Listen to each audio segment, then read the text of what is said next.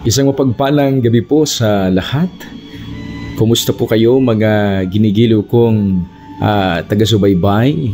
Kayo po nawa ay nasa maayos na kalagayan at patuloy na kayo ay pinagpapala at iniingatan ng ating pong dakilang Diyos. Ngayon pong gabi, kayo po ay akin muling inaanyayahan na tayo po ay sama-sama na tumunghay sa mga salita ng ating dakilang Diyos sa pag-aaral po ng kanyang salita. Tayo po ay nagpapatuloy sa ating pong Bible reading and devotional, mga kapatid, sa parehong oras, alas 6 ng gabi hanggang alas 7. Patuloy po nating ihahayag ang mabuting pabalita hango sa banal na kasulatan. Kaya po kung kayo'y may mga Biblia sa inyo pong tagiliran, maaari po ninyong ating pong buklatin. Sabay-sabay po nating puntahan ang ika-4 na kapitulo sa aklat po ng Gawa, mga kapatid. Okay? So bago po tayo magpasimula ay tayo po muna idadako sa isang maikling panalangin, mga minamahal kong mga kaibigan. So tayo po'y mag-pray. Mahabagin naming Ama, Diyos naming may akda at may-ari ng aming mga buhay. Sa gabing ito, Panginoon, kami po ay lumalapit sa inyong banal na harapan upang dumulog at humiling ng makalangit na karunungan. Hinihiling namin, Panginoon, na inyo pong buksan ang aming puso at ang aming kaisipan upang maintindihan po namin ang mga banal na mga bagay. Paintulot po ninyo, dakilang Ama, na ang banal na Espiritu ang siyang manguna sa amin habang kami ay tatalakay ng inyo pong mga salita. Salamat, Panginoon, sapagkat sa aming pong pag-aaral na ito, ang aming pong buhay ay lubusang mababago at kami ay makakalakad ayon sa yapak ng aming Panginoong Jesucristo. Dakilang Diyos, sinihiling ko na ang lahat po na mararating ng mensahe pong ito ay inyong pagpapalain, inyong bibindisyonan ang kanilang mga buhay sa pamagitan ng inyong mga salita na magdadala ng higit na mataas na pananampalataya at malalim na pagkakilala sa aming tunay na Diyos. Salamat, Panginoon, ngayong gabi sa inyong patuloy na pakikinig sa aming mga dalangin at sa pagpapala ng inyong salita na aming tatanggapin. Patawad sa lahat ng aming mga pagkukulang at pagkakasala. Ang lahat ng ito'y aming hinihiling sa pangalan ng aming tagapagligtas na si Jesus. Amen. Okay, muli po, magandang gabi po sa ating lahat, mga kaibigan. Maaring dumating po sa inyo ang mga pabalitang ito ng umaga o ng gabi o ng tanghali, anumang panahon kayo datnan o ng mensahe pong ito, mga kaibigan, ay isang mapagpalang araw po sa bawat isa sa atin. Okay, so ngayon po ay akin po kayong inaanyayahan na pwede po natin i-share ang ating pong live. Opo, at ibahagi po natin sa ating mga kaibigan or i-mention po natin ng ating pong mga friends, no? Dyan po sa ating comment section upang makarating po sila, ma-notify po sila sa mga mensahe po na nais nating ibahagi ngayong gabi, mga kapatid. Okay? So, tayo po ay mag-aaral na, mga kaibigan. Okay? So, ihahatid ko po sa inyo ang mga tagpo dito sa ika-4 na kapitulo, mga kapatid, sa aklat po ng mga Gawa. Okay? Nagsasalita pa sina Pedro at Juan sa taong bayan nang dumating ang mga paring Hudyo, ang kapitan ng bantay sa templo at ang mga Saduceo. Talatang 2. Galit na galit sila sa dalawang apostol dahil itinuturo ng mga ito sa mga tao na si Jesus ay muling nabuhay at iyon ang katibayan na muling mabubuhay ang mga patay. Kaya't dinakip nila ang dalawa at ikinulong muna hanggang kinabukasan sapagkat gabi na noon. Gayunpaman, marami sa kanilang nakarinig ng kanilang pangangaral ang sumampalataya kay Jesus, kaya't umabot sa 5,000 ang bilang ng mga lalaking sumampalataya. Kinabukasan, nagtipon sa Jerusalem ang mga pinuno ng mga Hudyo, ang mga matatandang namumuno sa bayan at ang mga tagapagturo ng kautusan. Kasama nila si Anas, ang pinakapunong pari, si Caifás, si Juan, si Alejandro, at ang iba pang mga kamag-anak ng pinakapunong pari. Pinatayo nila sa harap ang mga apostol at tinanong, "Sa anong kapangyarihan o sa kaninong pangalan ninyo ginagawa ang bagay na ito?" Talatang 8. Sumagot si Pedro na puspos ng Espiritu Santo, "Mga tagapanguna at mga pinuno ng bayan, kung sinisiyasat ninyo kami ngayon tungkol sa kabutihang ginawa namin sa lumpong ito at kung paanong siya ay gumaling, nais kong malaman ninyong lahat at ng buong Israel na ang taong ito'y nakatayo sa inyong harapan at lubusang gumaling dahil sa kapangyarihan ng pangalan ni Hesukristo na taga Nazaret, na inyong ipinako sa krus, ngunit muling binuhay ng Diyos." Ang Jesus na ito, ang batong itinakwil ninyong mga tagapagtayo ng bahay, ang siyang naging batong panulukan. Sa kaniya lamang matatagpuan ang kaligtasan, sapagkat walang ibang pangalan sa buong daigdig na ibinigay ng Diyos sa mga tao upang tayo ay maligtas. Sa talatang 13, nagtaka ang buong kataas-taasang kapulungan ng mga Hudyo sa katapangang ipinakita ni na Pedro at Juan, lalo na nang malaman nilang mga karaniwang tao lamang ang mga ito at hindi nakapag-aral. Nabatid nilang dating kasamahan ni Jesus ang mga ito. Ngunit dahil kaharap nila ang taong pinagaling na nakatayo sa tabi ni na Pedro at Juan, wala silang masabi laban sa dalawa. Kaya't ang dalawa ay pinalabas muna ng kapulungan at saka sila ay nag-usap. "Ano ang gagawin natin sa mga taong ito?" tanong nila. Hayag na sa buong Jerusalem na isang pambihirang himala ang naganap sa pamagitan nila at hindi natin ito maikakaila. Upang huwag nang kumalat ang balita tungkol dito, pagsabihan na lamang natin sila na huwag nang magsalita kanino man sa pangalan ni Jesus. Kaya't muli nilang ipinatawag sina Pedro at pinagsabihang huwag nang magsalita o magturo pang muli sa pangalan ni Jesus.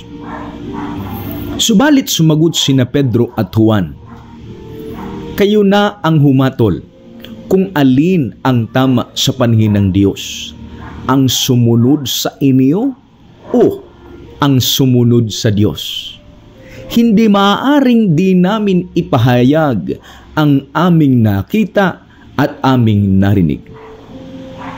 Sa talatang 21, wala silang makitang paraan upang parusahan ang dalawa, sapagkat ang mga tao'y nagpupuri sa Diyos dahil sa nangyari. Kaya't binalaan nila ang dalawa ng lalo pang mahigpit at saka pinalaya. Ang lalaking pinagaling ay mahigit ng 40 taong gulang. Sa sumunod na mga tagpo sa ika-23 talata, nang palayain na sina Pedro at Juan, pumunta sila sa mga kasamahan nila at ibinalita ang sinabi ng mga punong pari at ng mga pinuno ng bayan. Nang marinig ito ng mga mananampalataya, sama-sama silang nanalangin sa Diyos. Ang sabi nila, "Panginoon, kayo po ang lumikha ng langit at ng lupa, ng dagat at ng lahat ng nasa mga ito. Kayo po ang nagsalita sa pamagitan ng aming ninunong si David, na inyong lingkod nang sabihin niya sa patnubay ng Espiritu Santo. Bakit galit na galit ang mga hintil at ang mga tao'y nagbabalak ng mga bagay na walang kabuluhan? Naghahanda para sa digmaan ang mga hari sa lupa at nagtitipon ang mga pinuno laban sa Panginoon at sa kanyang hinirang. Nagkatipon nga sa lungsod na ito sina Herodes at Poncio Pilato, kasama ang mga hintil at ang buong Israel, laban sa inyong banal na lingkod na si Jesus, ang inyong hinirang. Nagkatipon sila upang isagawa ang lahat ng bagay na inyong itinakda noong una pa man ayon sa inyong kapangyarihan at kalooban. At ngayon, Panginoon, tingnan ninyo, pinagbabantaan nila kami. Bigyan ninyo ng katapangan ang inyong mga alipin upang ipangaral ang inyong salita. Iunat ninyo ang inyong kamay upang magpagaling at loobin ninyo na sa pangalan ng inyong banal na lingkod na si Jesus ay makagawa kami ng mga hibala. Pagkatapos nilang manalangin, nayanig ang kanilang pinagtitipunan. Silang lahat ay napuspos ng Espiritu Santo at buong tapang na nangaral ng salita ng Diyos. Sa talatang ika-32, nagkaisa ang damdamin at isipan ng lahat ng mananampalataya, at di itinuring ni numan na sarili niya ang kaniyang mga ari-arian, kundi para sa lahat. Taglay ang dakilang kapangyarihan, ang mga apostol ay patuloy na nagpapatutuo tungkol sa muling pagkabuhay ng Panginoong Hesus. At ang masaganang pagpapala ay taglay nilang lahat. Walang kinakapus sa kanila sapagkat ipinagbili nila ang kanilang lupa o bahay, at ang pinagbilhan ay ipinagkatiwala nila sa mga apostol. Ipinamamahagi naman iyon ayon sa pangangailangan ng bawat isa. Ganoon ang ginawa ni Jose, isang Levitang taga Cyprus na tinawag ng mga apostol na Bernabe, na ang ibig sabihin anak ng pagpapalakas loob. Ipinagbilid niya ang kanyang bukid at ipinagkatiwala sa mga apostol ang pinagbilhan. Baga minamahal kong mga kaibigan, mga kapatid, sa gabi pong ito, nakita po ninyo ang mga tagpo sa buong kapitulo sa Aklat ng Gawa, mga minamahal. Okay, so ngayon naman ay atin pong bibigyan ng reflection, mga kapatid, ang mga tagpong ito, at titingnan po natin kung papaano nangyari, sino ang mga kasama sa pangyayaring ito, at kung ano po ang aral na atin pong matututunan sa mga tagpong atin pong nabasa, mga binamahal kong mga kapatid. Okay, so para po iset ang ating kaisipan, mga binamahal, ang chapter 4 na Aklat ng Gawa ay nangyari kaagad, mga kapatid, matapos po ang paggaling ng pilay doon po sa templo, sa last nating pinag-usapan sa Gawa chapter 3, na naging sanhi ng pagtitipon ng maraming mga tao sa kanilang nasaksihan at nakita na paggaling ng lalaking ito na lumpo, mga kapatid. At sa gitna po ng pagkakatipon ng mga tao, ipinangaral naman ni Pedro at Juan ang tungkol kay Jesus, na si Kristo Jesus ang Mesiyas na ipinako sa krus at muling nabuhay, mga minamahal kong mga kapatid. Kaya po, ang pagtuturong ito tungkol sa resurrection ng Panginoong Jesus ang naging sentro naman ng kontrobersiya sa mga panahong ito, mga kapatid. Kaya kung papansinin po ninyo doon sa unang mga talata, sa una hanggang ika-4, mga kapatid, sangayon sa talata ay dumating po ang mga paring Hudyo. Dumating po doon ang kapitan ng bantay, at kasama po na dumating doon sa kinaruruunan ni Pedro ang mga Saduceo, mga binamahal kong mga kapatid. At sila'y galit na galit sa dalawang apostol. Bakit? Dahil itinuturo nila sa mga tao na si Jesus ay muling nabuhay, at iyan ang katibayan na ang mga namatay ay muling mabubuhay. Kaya po, galit na galit sila. Now, kung titingnan po natin, mga kapatid, ang pag-aaral na ito, sino ba itong mga Saduceo, mga kapatid? Okay? So, ang Saduceo ay isang sekta na mga Hudyong tinatawag po nila itong aristokrata at pari, mga kapatid. Ano bang mayroon sa mga Saduceo? Mga Saduceo ay hindi po naniniwala sa pagkabuhay, sa pagkabuhay na maguli, mga binamahal kong mga kapatid. Hindi sila naniniwala. Kaya dito makikita po natin na mahigpit nilang sinusubukang pigilan, kaya galit na galit sila sa anumang mensahe na salungat sa kanilang pananampalataya o sa kanilang turo o sa kanilang doktrina. Yung pong pagkabuhay na maguli para sa mga Saduceo ay hindi po katanggap-tanggap at hindi po pwedeng paniwalaan ni numan. Itong mga Saduceong ito, mga kapatid, ay kadalasang elite, may mataas na impluensya, okay? At kadalasang kaalyado ng mga Romano. Sila po ay may mataas na posisyon, itong mga Saduceong ito, doon sa Sanhedrin bilang isang kataas-taasang konseho ng mga Hudyo, mga kapatid. Ngayon, nabanggit din po doon sa talata na naroon din po yung kapitan ng templo. Ano ba ang tungkulin ng kapitan ng templo, mga kapatid? Ang kapitan ng templo, siya po sa posisyon ay ikalawa ang pinakamakapangyarihang opisyal sa templo. Kasunod po siya sa punong pari, mga minamahal kong mga kapatid, itong kapitan ng templo. Ang tungkulin po niya ay alagaan ang kaayusan sa paligid ng templo. Parang kumbaga sa ating panahon siya po ang chief of police, mga minamahal kong mga kapatid. At bahagi po ng mga nagsasagawa ng anumang mga paglilinaw doon sa ground, pagsasaayos ng peace and order, ay ito pong kapitan ng templo, which is ito rin ang umaresto kina Juan at kay Pedro, mga minamahal kong mga kapatid. Nabanggit din dun sa talata, nandoon din po yung mga pari at mga alagad ng Sanhedrin. Now, kung papansinin po natin, mga minamahal, ang Sanhedrin ay bilang mataas na konseho ng mga Hudyo ay binubuo po ng 70 hanggang 71 katao. Karamihan po rito na mga miyembro ay mga Saduceo at Pariseo. Ito po ay mayroong kapangyarihang maglitis ng mga kasong may kinalaman sa panrelihiyon, mga kapatid. Okay? Samantala, ang dalawang lingkod na pangunahing apostol ng Panginoong Hesus ay naroon sina Pedro at Juan, mga minamahal kong mga kapatid. So makikita po niyo doon sa unang tagpo, mga kapatid, sa unang binanggit, ang sabi niya roon ay habang nagsasalita pa sina Pedro at Juan, habang sila'y nangangaral, mga minamahal kong mga kapatid, ang mga lider ng relihiyon, nabanggit po natin kanina kung sino-sino sila, ay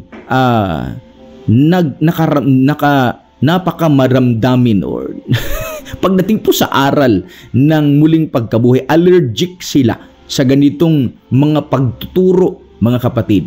Kaya po dun sa talata nating nakita kanina, sila ay galit na galit dito sa dalawang ito, kina Pedro at kay Juan. Lalo na, mga minamahal kong mga kapatid, ito ay pinatutunayan or binigyan ng ebidensya doon sa kagalingan ng isang pilay. Kaya ang kanilang galit ay bunga ng kanilang takot na mawala ang kanilang impluensya at ang kanilang kapangyarihan. Sapagkat kung maghahari itong bagong turo, itong mga kaganapan na inihahayag ng mga alagad, mawawalan ng kapangyarihan itong mga taong ito at malilipat ang isang tunay na pagkakilala sa kapangyarihan ng ating Panginoong Jesucristo. Kaibigan, sa kabila ng treat or kabila ng pagbabanta, na nararanasan ng mga alagad, makikita po natin ang paninindigan para sa katotohanan ay kadalasang nagdudulot, mga kapatid, ng pagsalungat mula sa mga nasa kapangyarihan. Lalo na kapag kaayaw nila yung kanilang naririnig, hindi nila gusto yung kanilang naririnig, madalas ginagamit nila ang kanilang kapangyarihan sa pagsalungat sa katotohanan, mga kapatid. Hindi ito dahil kulang sa ebidensya, kundi dahil ang puso nila ay pinatigas ng kanilang pagmamataas. Yun po ang naging problema ng mga taong ito, mga minamahal kong mga kapatid. So, Sunod na atin pong makikita po rito, dahil sa laki ng kanilang impluwensya nitong mga Saduseyong ito sa mga Romano, ipinadakip po nila ang dalawang alagad, sina Juan at saka si Pedro, mga kapatid. Ipinakulong nila ang dalawa hanggang sa kinabukasan. Ginawa nila ito upang patahimikin si Juan at saka si Pedro. Yan naman, mga kapatid, ang kanilang layunin.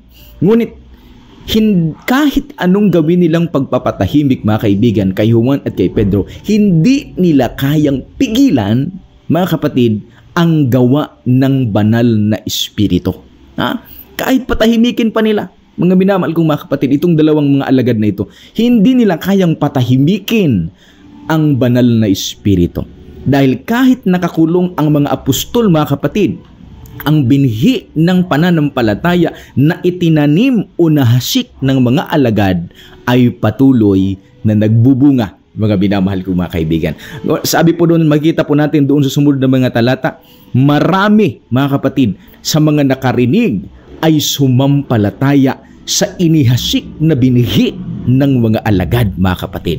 Kaya po, ang pananampalataya nila ay hindi napigilan or napipigilan ng kulungan, mga kapatid. Hindi po kayang ikulong, mga kaibigan, ang katotohanan na tinanggap ng mga tao. Habang sinusubukan ng mga lider na sirain ang katotohanan, patahimikin ang katotohanan, lalo pa itong lumaganap.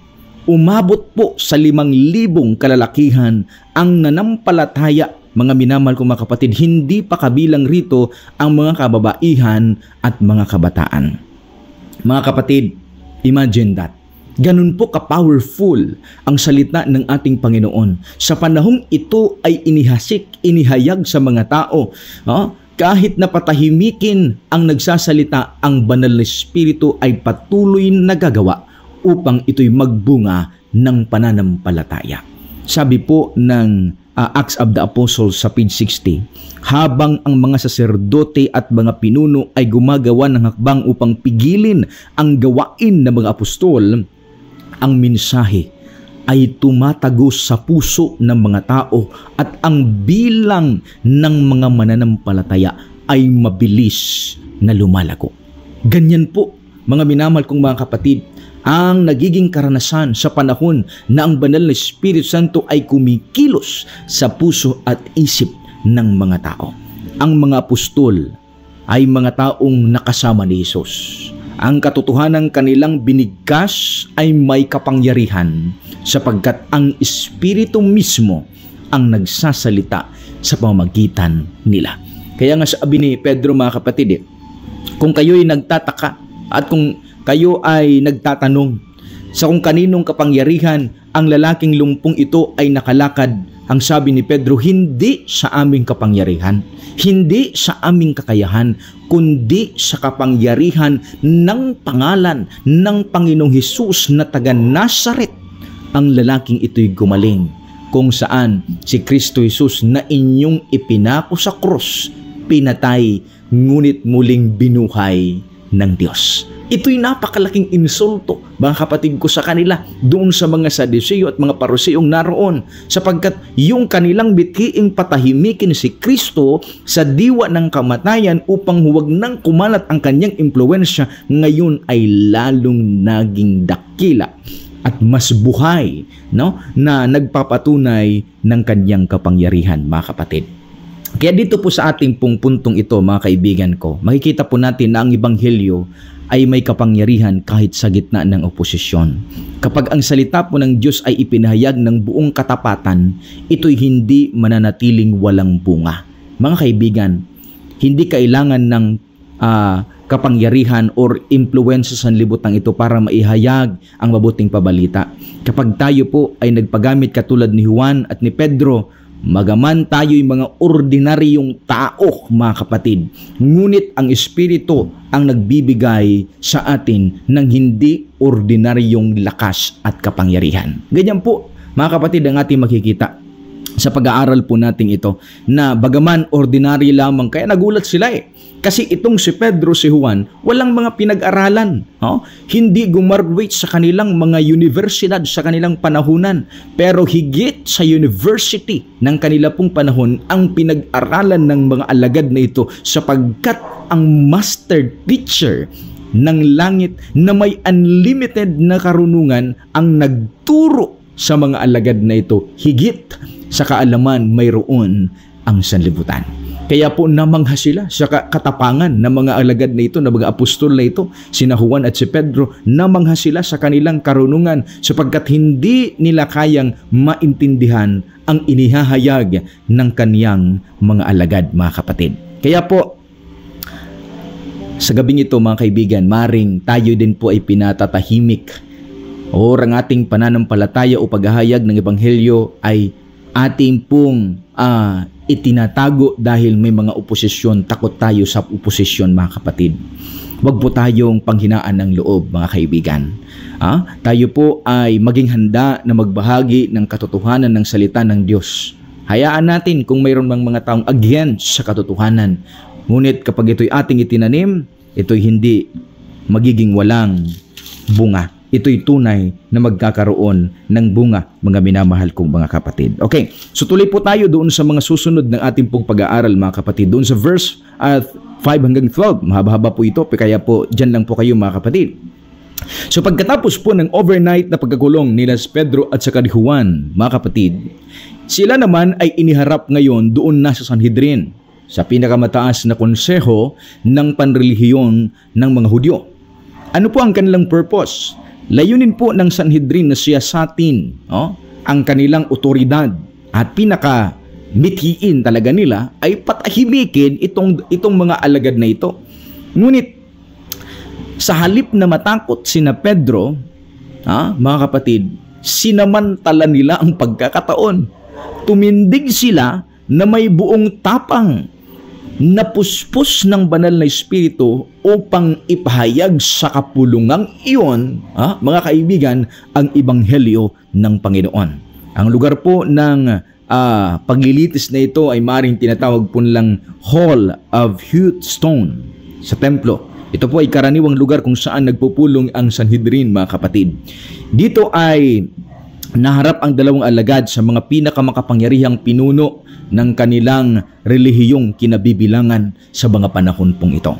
So, mga kapatid, atin pong makikita rito na ang mga pinuno na nangunguna sa kanila ay hindi ordinaryo. Sila'y mga pangunahing saserdote. Kabilang po doon na nabanggit ay si Anas. Ito po ay dating punong pari. At si Caiphas ay kasalukuyang punong pari, mga minamahal kong mga kapatid. Sa mata ng mga tao, sila ang tagapangalaga ng katotohanan. Itong mga punong pari na ito, sila yung tagapagtanggol ng katotohanan, tagataguyod ng katotohanan, at tagapangalaga ng katotohanan. Subalit sa pagkakataong ito, mga kapatid, sila ang humahatol sa mga tunay na saksi ng katotohanan. Just imagine that upang pagtakpan ang kanilang kasinungalingan, ang kanilang mga pandaraya na ginagawa sa mga tao, nais nilang patahimikin ang dalawang alagad na ito.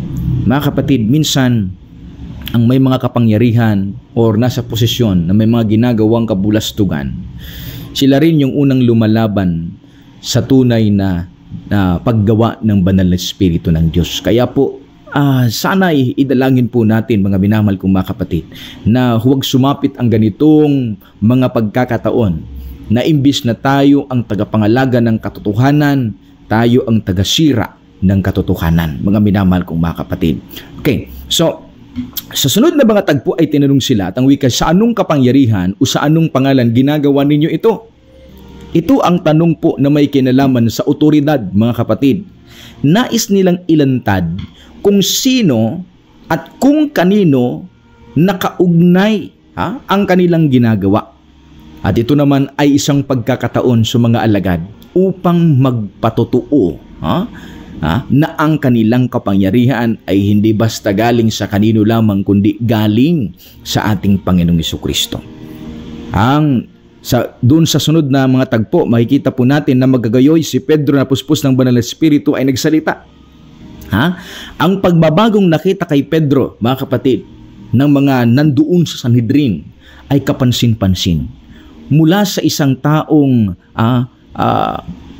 nagkaila kay Jesus, si Pedro, mga kapatid, ngayon ay isang matapang na tagapagsalita.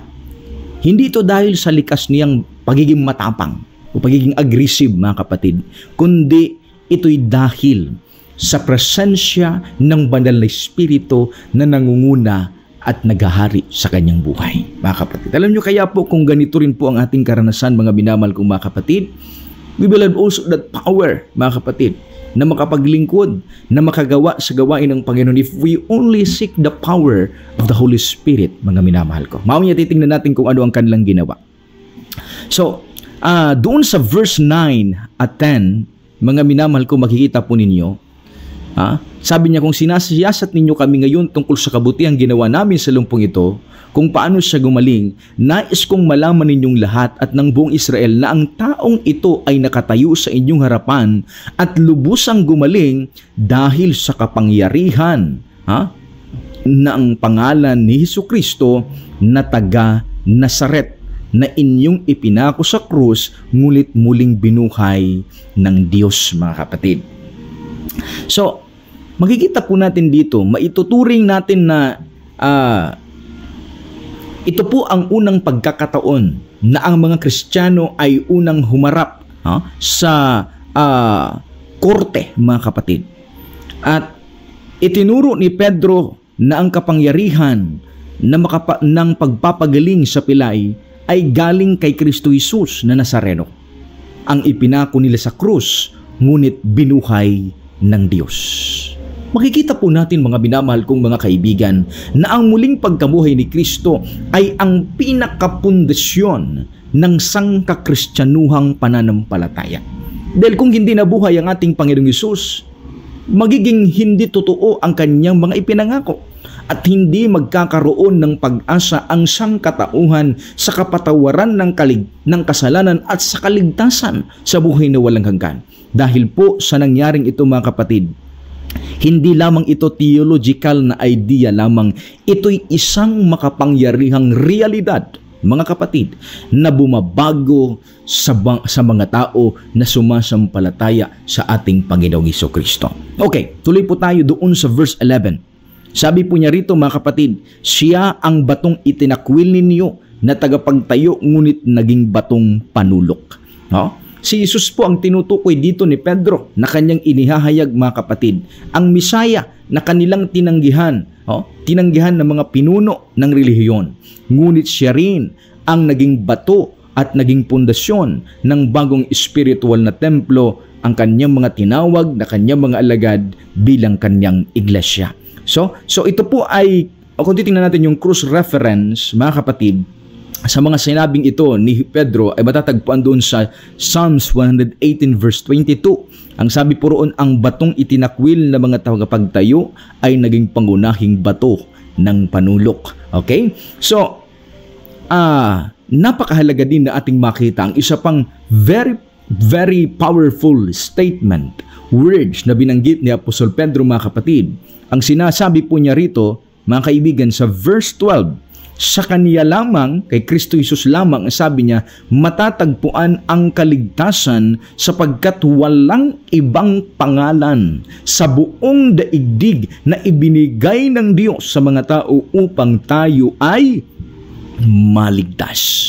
Mga minamahal kong mga kapatid, through Jesus Christ po lamang, mga kaibigan ko, there is no other name, mga minamahal kong mga kapatid, na ang sangkatauhan ay maligtas kundi sa pangalan lamang ng ating Panginoong Hesukristo. Kaya po, sa panahon na tayo lumalapit sa panalangin sa ating Panginoong Hesus, mga kapatid, hindi lang po natin basta-basta binabanggit ang kanyang pangalan, because in His name there is power, mga minamahal kong mga kapatid. No? So, hindi mapigilan. Makikita natin doon, sabi ng Acts of the Apostles, hindi mapigilan na ang galit o banta ng mensahe ng langit, mga minamahal kong mga kapatid. Ang mga apostol ay naging kasangkapan ng Espiritu at ang kanilang pananalita ay may puwersang hindi galing sa mundo. Kaya po ang nagagawa ng isang tao na puspos ng banal na espiritu. Ang kanyang tapang ay hindi po pangkaraniwan, mga kapatid. Kaya po ito'y atin ding mararanasan. Sangayon sa Acts of the Apostles, ang sabi niya, ang tapang ni Pedro ay hindi likas sa kanya. Ang dating natatakot sa isang alilang babae ay ngayon ay tumatayo sa harap ng mga pinuno ng Israel at ipinahahayag na si Jesus ang tanging tagapagligtas. Kaya alam nyo mga kaibigan, upo totoo na tayo po'y walang sariling ating lakas o tapang. Mahina tayo, wala tayong kakayahan. Pero sa panahon na ating ipinagkatiwala, isinuko sa Panginoon ang ating pong pagkatao, ang ating sarili, at ang Diyos ang hinahayaan nating mangunguna sa atin, nandyan po ang banal na Espiritu, mga kapatid. Natutulong sa atin sa kanyang kapangyarihan, makagagawa tayo ng pagsaksi katulad ng ginawa ng kanyang mga unang alagad. Mga kaibigan, ang katotohanan ay hindi dapat nating ikahiya. Again, inuulit ko po mga kapatid, huwag po nating ikahiya ang katotohanan. Huwag po nating ilihim ang katotohanan o itago dahil sa takot kung anong sabihin ng ibang tao sa atin, mga kapatid. Kahit harapin pa natin ang pinakamakapangyarihang tao sa mundo, stand up for the truth, mga kapatid. Dahil wala nang hihigit pang makapangyarihan sa lupang ito kaysa Diyos na pinaglilingkuran mo. Ang kaligtasan ay wala po sa pangalan ng relihiyon, kundi kay Kristo Jesus, mga kapatid. Napakaraming tao ngayon ang nagtitiwala sa tradisyon. Nagtitiwala po sa kung ano ang sinasabi ng kanilang mga leaders. Ngunit si Kristo lamang ang ating tagapagligtas. Okay? So, sa panahong ito, ang pagsunod kay Jesus ay madalas po na kinukutya. Ang tunay na pananampalataya ay napakahalaga at huwag nating iisipin ano man ang sasabihin ng iba, mga minamahal kong mga kapatid. Okay, sa pagpapatuloy ating pumakita dun sa verse 13 hanggang 22, mga kapatid, ito po ang tagpong kung saan dramatikong pagharap ng katotohanan laban sa relihiyosong kapangyarihan, mga kapatid. Hindi makapaniwala ang Sanhedrin na ang mga karaniwang tao gaya ni na Pedro at Juan ay makapagsasalita ng karunungan at tapang. Sa tradisyon ng mga Hudyo, tanging yung mga tinatawag nilang formal or elite people na mayroong enough or higher education sa ilalim ng mga rabbi, lalo na mula sa mga paaralan ng Sanhedrin at lalo kapag ang iyong teacher ay si Gamaliel, ay ito lamang yung mga taong itinuturing nila na karapat dapat magsalita ukol sa kautusan at ukol sa Diyos, mga kapatid. Ngunit ito'y isang paglalarawan ng kapangyarihan ng banal na Espiritu na gumagawa sa mga pusong masunurin kahit siya'y hindi marunong ayon sa pamantayan ng mundo, mga minamahal kong mga kapatid. Upo, si Pedro, si Juan ay karaniwang mga tao. Ay sino lamang itong mga ito? Mga isda, mga minamahal kong mga kapatid. Expert sila doon sa paghagis ng lambat, sa pagsaguan, sa pagharap ng mga alon, sa pagtingin kung anong pipili ng anong magagandang isda. Pero sa larang ito, sila po'y walang kakayahan. But through the power of the Holy Spirit, mga kapatid, nalagpasan pa nila ang karunungan ng mga naroon sa Sanhedrin, sapagkat ang kanilang karunungan ay hindi panlupang karunungan, kundi galing sa luklukan ng ating Panginoong Diyos. Amen, mga kapatid ko. So, mapapansin po ninyo rito, na habang nakaharap doon ang mga alagad, mga kapatid, itong sila Juan at saka si Pedro, nandoon sa tabi nila yung pilay. At hindi nila, yung pilay na gumaling, hindi nila kayang mapasinungalingan yung mga salita ng mga alagad na ito sapagkat nandoon sa harapan nila ang katotohanan. Sumisimbolo sa kapangyarihan ng Diyos na hindi kayang matatakpan, hindi kayang itago ng kasinungalingan o anumang relihiyosong manipulasyon, mga kapatid. Ayan, makikita nyo, mamaya tingnan natin. mapapansinin po ninyo na ang mga pinuno ay namangha sa kanilang tapang. Lalo na't walang formal na edukasyon ang mga alagad. Gayunpaman, nakilala nila, magandang bagay nakilala nila na itong mga ito ay kasama ni Jesus. Na makikita nila na kapag kasama mo ang Panginoong Jesus, yung knowledge, yung wisdom na ma-acquire mo is more than an earthly knowledge and wisdom. Mga minamahal kong mga kapatid, ang tunay na marka ng Kristiyano, tandaan natin, ay hindi po sa taas ng iyong titulo o sa taas ng iyong posisyon sa lupang ito, kundi sa presensya ng Panginoong Hesus sa iyong buhay. Kapatid, dahil kahit wala kang mataas na edukasyon sa lupang ito, kung ang presensya ni Kristo ay nasa iyo, higit kang matalino, higit kang marunong kaysa may mga degree na tinapos sa makalupang edukasyon sa sanlibutan ito. Mga minamahal kong mga kapatid. Okay, tuloy po natin.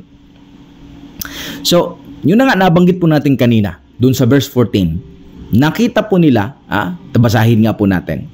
Ngunit dahil kaharap nila ang taong pinagaling na nakatayo sa tabi ni Pedro at ni Juan, wala silang masabi laban sa dalawa.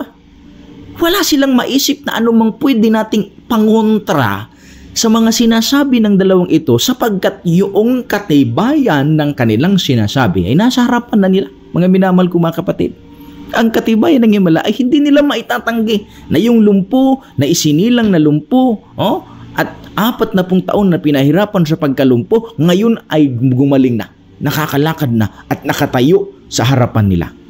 Kaya't napilitan silang manahimik, mga kapatid. Alam niyo, ang kapangyarihan ng Diyos ay buhay na buhay sa isang tao na nagsisilbing matibay na patutuo na hindi kayang pabulaanan.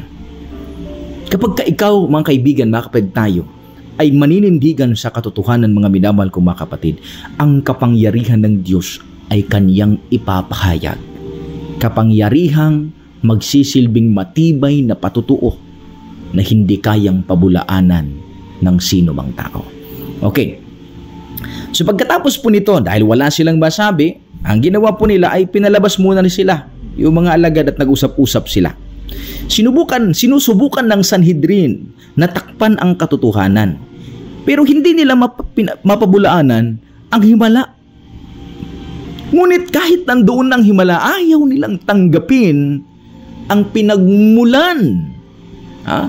Ang pinagmulan ng himalang ito na walang iba ang Panginoong Jesucristo. Hindi nila matanggap yun. Yun ang problema sa mga taong ito, mga minamahal kong mga kapatid. Kahit sinasampal na sila ng katotohanan na nandito ng ebidensya na ang taong lumpo na pinagaling sa pangalan ng Panginoong Jesucristo na kailangan yung paniwalaan, hindi nila matanggap. Sapagkat pag tinanggap nila ito, mga minamahal kong mga kapatid, dadapa ang kanilang pananampalataya doon sa mga nauna nilang pinagtitiwalaan. Kaibigan, kapag pinili ng isang tao ang sariling interes kaysa katotohanan, gagawin niya ang lahat para pigilin ito kahit kaharap, harap na harapan nararoon sa kanya ang totoo. Dahil may sarili na po silang landas na gusto nilang tahakin. At ang landas na ninanais ng Diyos na kanilang matutunan ay ayaw nilang tanggapin, mga binamahal kong mga kapatid. Kaya pagkatapos nito, tinawag nila ulit ang dalawa doon sa verse 18, mga kapatid. At kanilang inutusan silang huwag nang magsalita o magturo sa pangalan ni Jesus. Alam niyo mga kapatid, kung titingnan po ninyo, ito po ang unang opisyal na pagbabawal ng otoridad, o ng gobyerno laban sa pangangaral ng ebanghelyo. Ito ay sistematikong pagpapahayag sa pagsasalungat ng katotohanan.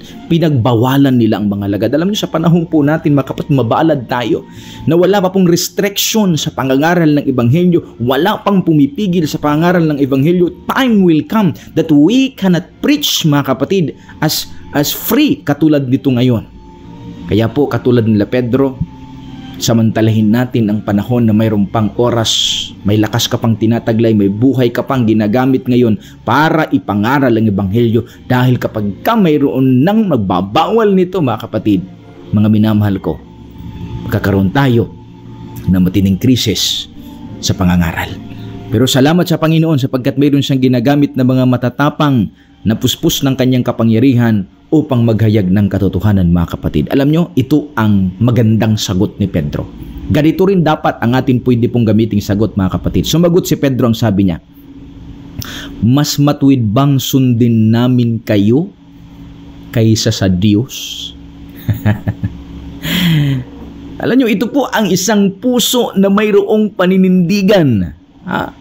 Mga minamahal kong mga kapatid, hindi ito madali. Sumagot si Pedro, sabi niya, kayo na ang humatol kung alin ang tama sa paningin ng Diyos, ang sumunod sa inyo o ang sumunod sa Diyos. Then the last statement, sabi niya, hindi maaaring di namin ipahayag ang aming nakita at ang aming narinig, mga minamahal kong mga kapatid. Grabe. Grabe itong ginawa nila. Sa harapan ng mga matataas at makapangyarihang mga tao, pinuno sa kanilang panahon, sasabihin mong, matuwid bang sundin namin kayo kaysa sa Diyos? Aba, mga minamahal kong mga kapatid, ito po ang isang talagang pagtindig o pagtayo sa katotohanan. Sa kabila ng banta na sila'y patahimikin, patayin, pinili nilang sundin ang Diyos kaysa tao, mga minamahal kong mga kapatid. Kahit ito'y nangangahulugan pa ng kanilang kapahamakan o ng kamatayan, still, they will follow Christ, mga kapatid. Sana'y ganito rin po ang atin pong maging tugon, mga kapatid. Kahit may mga anumang mga oposisyon, may mga banta sa ating buhay dahil sa ating pagtindig, pagtayo sa Ebanghelyo, we will not stop sharing the gospel of Christ, mga kapatid. Ibahagi po natin na walang takot, mga minamahal ko, ang Ebanghelyo ng ating Panginoong Jesucristo. Kaya po dun sa verse pagkatapos, hindi nila malaman kung paano nila parurusahan ang dalawa dahil takot sila sa mga tao dahil dumarami po ang taong sumasampalataya. Alam nyo, dito sa talata binanggit din po nito dahil sa mga pangyayaring ito, ang mga tao ay nagbupuri sa Diyos. Ano ba laman itong mga taong ito na nasa Sanhedrin, na mga pinuno ng relihiyon, hindi ba nila nakikita na ang mga tao ay nagbabalik sa Diyos? Ang mga tao ay nagpupuri sa Diyos? Bakit ayaw nila ng ganitong paraan na nakikita nila, gusto nila kasi ang masusunod ay sila at ayaw lang diktahan sila sa kanilang mga ginagawa? Ang taong gumaling, mga kapatid, ay lampas na 40 taon. Sapat na panahon upang malaman ng lahat ang kanyang dating kalagayan. Sabi po ng Acts of the Apostles, mga kapatid, sa 69, ang mga kaaway ng katotohanan ay hindi makapagsalita ng masama laban sa mga gawa ng Espiritu. Subalit dahil sa pagmamatigas, pinili nilang huwag kilalanin ang liwanag. Sa pagpapatuloy, ang sabi niya, sa paninindigan ni na Pedro at Juan nakita ang liwanag ng tunay na pananampalataya. Ang kanilang tapang ay hindi pagmamataas, kundi bunga ng pusong nakasuko sa Diyos, mga kapatid. Alam nyo, ganyan pala, napakaganda. Sa panahon na ang isang puso ay nakasuko sa Diyos, maninindigan ito ng may kapangyarihan at mayroong tapang, mga kapatid. Sana po maranasan din po natin ito, mga minamahal kong mga kapatid, yung pusong nakasuko sa ating pong Diyos, mga kapatid. Okay? So, kumusta po kayo? Kilala po ba natin ang Panginoong Hesus? Kasama po ba natin ang Panginoong Hesus? Tayo ba ay mayroong paninindigan sa pagtuturo, pangangaral tungkol kay Kristo Hesus? Mga minamahal kong mga kapatid, sino ang ating pipiliin kapag pinagbawalan tayo? Ang tao o ang Panginoong Jesucristo? Mga bagay na kailangan nating pag-isipan, kailangan nating paglaanan ng ating pang-atensyon, mga minamahal kong mga kapatid. Mangyari dito po ang pinakahuli. Doon tayo sa verse 23 hanggang 37, sa huli po nating mga tagpo sapagkat ang ating oras ay lumalalim na, mga kapatid. So pagkatapos mapalaya po si Juan at si Pedro dahil wala ngang magawa itong mga nasa Sanhedrin, na anumang maibabato nila laban sa dalawa, bumalik sila sa kanilang mga kapatid sa pananampalataya. Okay?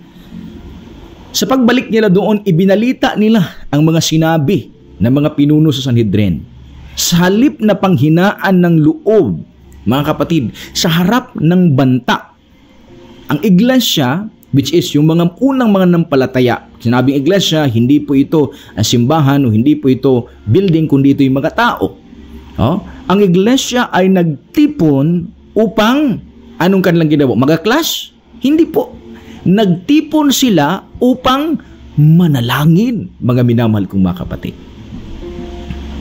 Nagtipon sila upang manalangin. Sa kabila ng matinding banta laban sa kanila, imbis na maghiwa-hiwalay sila, nagtipon sila upang lumuhod sa panalangin, mga kapatid. Ano ang kanilang hiniling sa panalangin? Hindi para humingi ng proteksyon, kundi para sa lakas ng loob upang ipahayag ang salita ng Diyos. Tapang ang kanilang hinihiling, mga minamahal kong mga kapatid. Ito rin po ang unang tala sa Aklat ng Gawa, kung saan ipinahayag ang isang pagsasama-samang panalangin ng iglesia sa gitna ng matinding pagsubok, mga kapatid. Tingnan po ninyo. Narito po ang panalangin, mga kapatid. Panalangin ng mga unang mga manampalataya. Sa verse 23 to 24, bumalik sina Pedro at Juan sa mga kapatid. At pagbalik nila doon, sama-sama sinilang itinaas ang Diyos, pinapurihan ang Diyos sa magitan ng kanilang tinig. Hindi sila dumulog sa Diyos, mga kapatid, na parang biktima,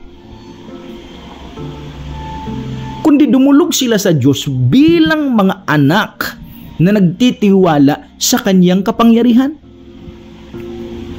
Hindi po nagpaawa effect ang kanilang panalangin sa Panginoon, mga kapatid, kundi ang kanilang dalangin sa Panginoon, mga kaibigan, hindi nila idinalangin alisin sa kanila ang banta, kundi bigyan sila ng kapangyarihan, lakas sa gitna ng banta, mga minamahal kong mga kapatid.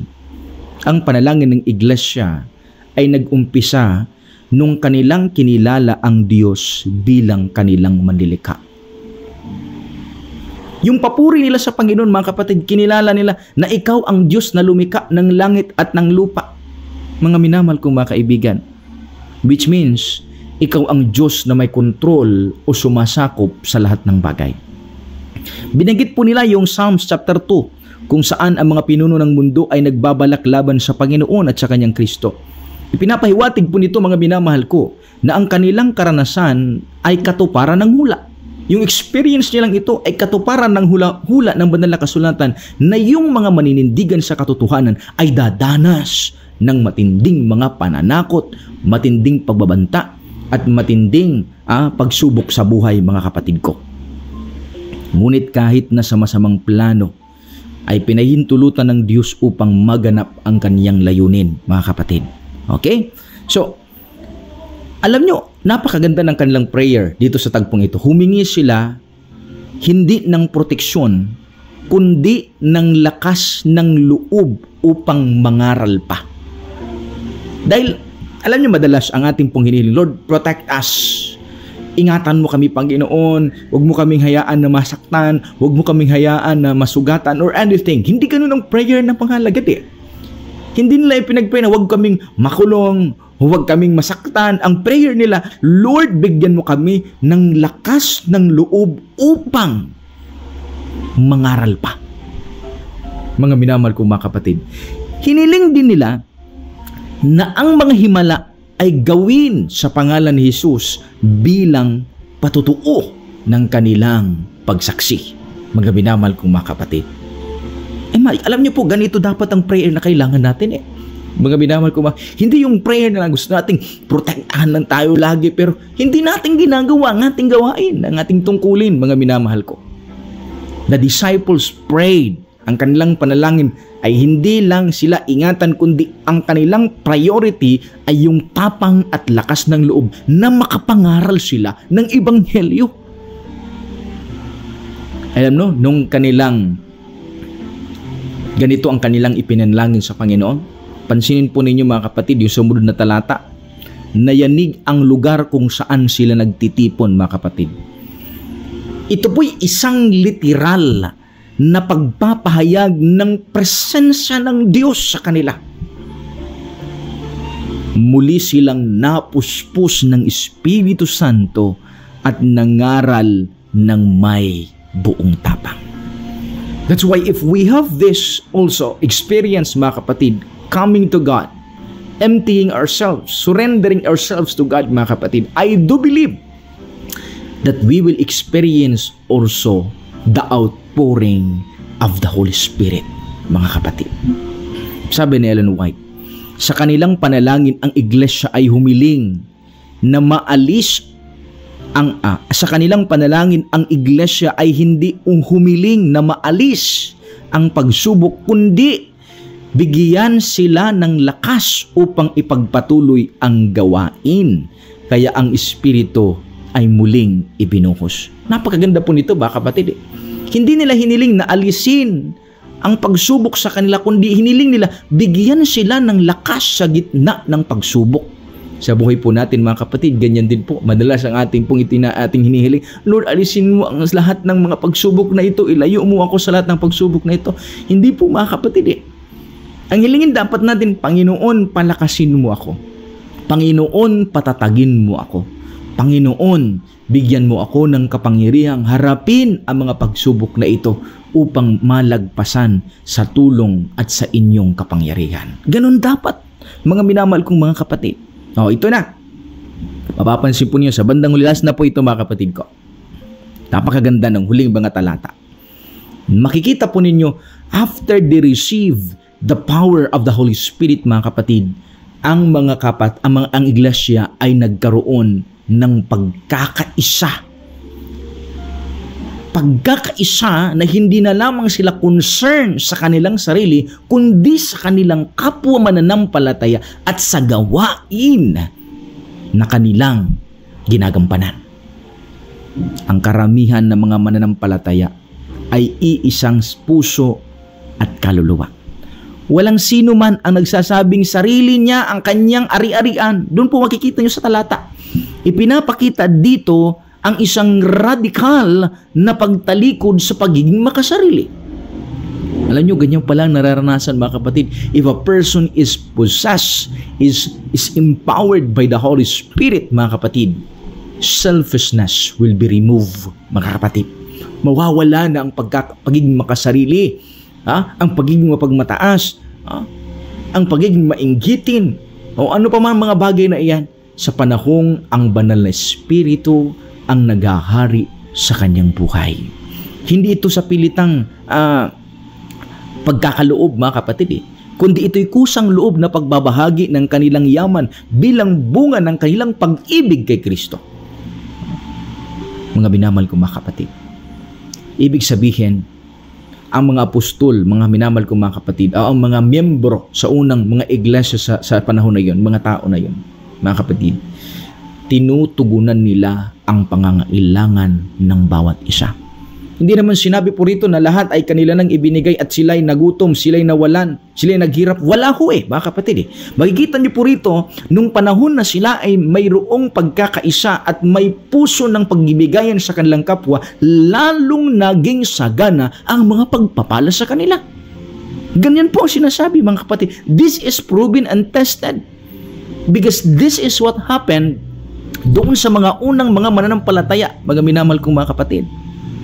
Wala pong nagkulang sa kanila. Yan sabi ng talata, sapagkat yaong mga ari-arian ay bininta ang kanilang pag-aari at ibinigay sa iglesia na siyang nagpapamahagi ayon sa pangangailangan. Mga minamahal kong mga kapatid. Kaya nga, the more you give, the more you receive. Ang blessing na ating pong tinatanggap, mga kapatid, it's not meant to be kept for ourselves. It's meant to be shared and bless others. Yung pong purpose niyan, mga kapatid. Dahil kung atin na lamang itong para bagang sa isang ilog, mga kapatid, pagkang isang ilog ay iyon ng sinaraduhan, nilagyan mo ng harang at hindi na dumadaloy, mga kapatid ko. Hindi na naging pagpapala, hindi yun ang gusto ng Panginoon. Ang ilog ay dapat niyan ay tuloy-tuloy sa pag-agos. Along the way, lahat ng dinadaanan niyan ay nakakatanggap ng pagpapala, mga minamahal ko, mga kapatid. So ito naging karanasan ng unang mga Kristiyano. Yung kanilang ari-arian, Kung sila ay mayroong 5 bahay, bininta nila yung ibang bahay. Kung sila ay mayroong maraming lupain, ibininta nila ang ibang lupain. Hindi ibig sabihin dito na wala nang natira sa kanila, mga kapatid. At naging mahirap sila. Wala ho eh. Nakita natin na walang nagkulang. Walang nagkulang sa kanila, walang naghirap sa kanila, walang namulubi sa kanila nung nagtulungan sila at nagbigayan sila. Manapay, naging sapat ang kanilang mga pangangailangan. Dito po ipinakilala si Jose na tinatawag na Bernabe, na ang pangalan ng kaulugan ay anak ng kaaliwan. Isang halimbawa ng taus-pusong pagbibigay. Isa po siyang Levita mula sa Cyprus na nagbinta po ng kanyang bukid at ibinigay sa iglesia ang pinagbintahan ng kanyang bukid bilang paraan ng kanyang pagsuporta sa gawain ng Panginoon. Alam niyo mga kaibigan, mga kapatid ko, kung tayo po'y tutulong sa gawain ng Panginoon, let us support, mga kapatid. Whatever means we have, support natin ang gawain ng Panginoon. Kasi alam niyo po, these things that we have right now is just temporary things. Sayang naman, wawala ito, mabubulok ito, masisira, nanakawin lang yan, imbis na mapakinabangan sa pagpapalaganap ng misyon sa buong sanlibutan. Kaya kaibigan, kapatid, suportahan po natin ang gawain ng Panginoon sa anumang kaparaanan. Even yung mga nagbabahagi online, katulad po nito, suportahan po natin sa anumang kaparaanan to bless the ministry para po maipangaral pa ng lalong higit ang ebanghelyo ng Panginoon, mga kapatid. So sabi po ng Acts of the Apostles, page 76, ang pagkakaisang ito ng iglesia ay hindi gawa ng tao kundi bunga ng Espiritu. Sa kanilang pagbibigay, na ipapahayag ang pagkakaroon nila ng bagong puso na hindi makasarili. Napakaganda po ng mga salitang ito. Ang pagkakaisa po ng iglesia ay hindi gawa ng kanilang sarili, kundi gawa at bunga ng banal na Espiritu. Kaya po, makikita natin doon sa aklat ng Galatians, mga minamahal kong mga kapatid, mabasa po natin na ang bunga ng banal na Espiritu ay talagang pag-ibig, mga kapatid, pagmamahal sa kapwa. Ang tunay na tugon sa pagsubok ay panalangin, hindi po takot. Hindi proteksyon ang unang hiling ng iglesia, kundi katapangan ang kanilang hiniling sa Panginoon. Ang presensya ng Banal na Espiritu ay may ebidensya ng pagkakaisa, tapang at kusang loob na pagbibigay, mga minamahal kong mga kapatid. Hindi napipilitan, hindi nabibigatan, kundi ito'y kusang ibinibigay sapagkat mahal nila ang Diyos at ang gawain ng Diyos, mga kapatid. Ang pagkakaisa ay layunin ay bunga ng pagkakaisa sa Espiritu. Kapag si Kristo na po ang sentro ng ating buhay, ang puso ng bawat isa ay nagiging isa. Kapag si Kristo ang sentro ng ating pong buhay, mga kapatid. Ang Ebanghelyo ay dapat po nating ipangaral ng may kapangyarihan. Ipangaral ng mayroong habag, mga kapatid, sa gitna ng anumang mga pagsubok sa buhay, mga kapatid ko. Okay? So tapos na po tayo sa bilang buod ng ating pong pag-aaral, mga kapatid. Ang iglesia ng unang siglo ay isang huwaran ng espiritual na pagkakaisa. Mga taong mayroong malalim na pananalangin at mayroong pagkakaloob. Sa harap ng banta, sila'y tumugon hindi sa takot kundi sa pananampalataya. At sa kanilang kusang pagbibigay at pagkakaisa, nakita ang bunga ng puspos na buhay ng Espiritu. Higit sa lahat, ang kanilang panalangin ay naging instrumento ng Diyos upang muling ibuhos ang kapangyarihan upang ipalaganap ang kaniyang mga salita. Mga minamahal kong mga kaibigan, mga kapatid, narito ang mga tagpo nating nakita sa ika-4 na kapitulo sa Aklat ng Gawa. Ako'y nananalangin na sana'y ang ating pong mga aral na napakinggan po rito, mga kaibigan ko, ay mai-apply po natin sa ating buhay bilang mga alagad din ng Panginoong Hesus sa modernong panahon ito. Sa anumang kaparaanan, kung ikaw ay pinagkalooban ng Diyos at tinawag ng Diyos sa paraan na tumulong sa mga nangangailangan, gawin mo, kapatid. Hindi dahil napipilitan, nabibigatan, kundi iyong tugon sa tawag ng Panginoon.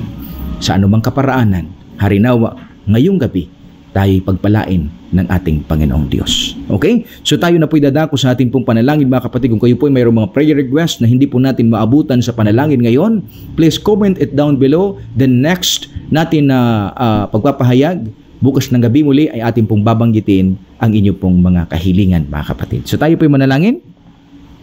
Mahabagin naming Ama, Diyos naming makapangyarihan sa lahat. Ngayong pong gabi, kinikilala ka namin na ikaw ang aming Diyos na lumalang ng langit at ng lupa. Ikaw ang Diyos na binubukalan ng buhay. At ikaw ang Diyos na nagkatawang tao upang iligtas kami sa nakamamatay na kabayaran ng kasalanan. Panginoon, ngayong gabi, narinig po namin ang inyong mga salita. Nangusap kayo sa amin sa pamagitan ng banal na kasulatan. Tulungan mo kami, Panginoon, natanggapin ang inyong mga salita, manindigan sa katotohanan, at anyayahang ang banal na Espiritu Santo ang manirahan at maghari sa aming mga buhay. Ngayong gabi, Panginoon, espesyal kong idinadalangin sa inyo ang aming mga kaibigan na narito kasama po namin ngayon. Tulungan niyo, Panginoon, ang family po ng Kapuyan family. Sila Sister Apple, Brother Eric Kapuyan, Sister Cheryl, at ang iba pa po naming mga kapatid, O Diyos. Tulungan niyo po sila. Nababatid mo ang kanilang pangangailangan. Dalangin din po namin ang kalusugan po ni Brother Sunny. Patuloy po nawa na maging maayos ang kanya pong pakiramdam at anumang mga pamaraan na ginagawa sa paggamot, Panginoon, ay gamitin mong instrumento upang gumaling sila. Ganon din, Panginoon, ang aming pong dalangin para po sa kapatid namin. Tulungan po ninyo, O Diyos, Sister Elvera, kanya rin pong pamilya. Si Brother Jovito Biason, ang kanya rin pong mahal na asawa. Tulungan niyo po, Panginoon, na anuman ang kalagayan ng mga kapatid namin, ito'y maranasan nila ang inyo pong tulong. Sister Belma at ang kanya pong buong pamilya. Dalangin din po namin, Panginoon, ang iba pa namin mga kapatid na narito ngayong gabi na nakatunghay sa inyong mga salita. Sister Baye Hernandez, samantalang siya'y nandoon sa ibang bansa, sa malayong lugar. Inyo siyang pagpalain, Panginoon, inyo siyang ingatan, inyo siyang iligtas, at inyong pagkaloob ang maayos na parating kalusugan. Sa gabing ito, Ama, salamat sa inyong panahon na ipinagkaloob sa amin. Salamat sa inyong mga salita na aming narinig. Ang lahat nawa na makarinig ng inyong salitang ito, patuloy mong pagpalain, Panginoon, ang kanilang buhay, ang kanilang kalusugan. Lahat ng problema at pagsubok na aming dinadaanan ay aming masolusyonan sa tulong mo, Panginoon. Salamat sa gabing ito, Ama, sa inyong pagtuon sa aming dalangin. Patawad sa aming pagkulang at pagkakasala, O Lord, ang aming dalangin sa pangalan natin pagligtas. Amen.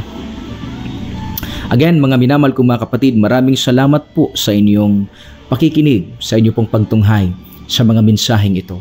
Harinawa ang ating pong puso, ang ating pong mga buhay ay maging kasang-ayon sa kalooban ng Panginoon. Please support this ministry, mga kapatid, sa anumang kaparaanan. Share, follow, like, mga kapatid, upang maiparating pa po natin ito sa iba pa na nangangailangan makabatid ng Ebanghelyo ng ating Panginoong Jesucristo. Maraming salamat po. Ito ang inyong lingkod kay Kristo, Pastor Pableo Pestolante Jr. nagsasabi, sumainyo nawa ang dakilang pagpapala at ang pagliligtas ng ating dakilang Diyos. Magandang gabi, pagpalain tayo ng ating Panginoon.